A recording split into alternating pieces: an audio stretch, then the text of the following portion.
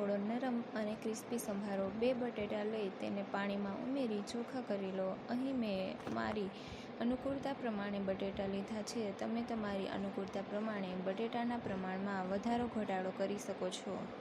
બટેટા પર રહેલું પાણી એક કપડું લઈ ચોખ્ખું કરી લો.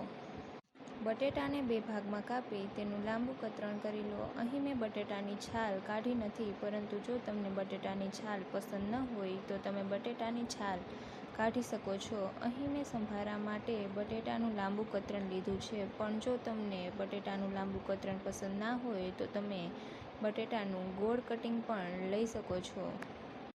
બટેટાના સંભારા માટે બટેટાનું કટિંગ તૈયાર છે. હવે એક તપેલી લઈ આપણે તેને ગેસ ઉપર ચડાવીએ. તપેલીમાં તેલ ઉમેરી દઈએ. હવે તેલ ગરમ થઈ જાય એટલે તેમાં થોડી રાઈ ઉમેરી દઈએ.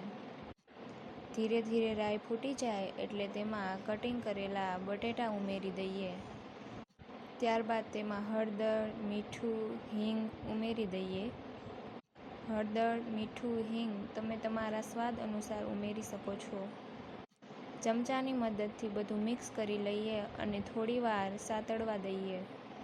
હવે એક ડીશ લઈ તેને તપેલી ઉપર ઢાંકી દઈએ.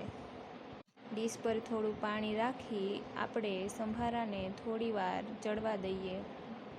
ડીશ ખોલી જોઈ લઈએ કે આપણો સંભારો નરમ થઈ ગયો છે કે નહીં. જો સંભારો નરમ થઈ ગયો હોય તો સંભારો તૈયાર છે. તેને થોડી વધારે વાર ચડવા દેવાથી તે થોડો ક્રિસ્પી પણ લાગે છે. તો બટેટાનો થોડો નરમ અને ક્રિસ્પી સંભારો તૈયાર છે. આવા વિડીયો જોવા માટે મારી ચેનલને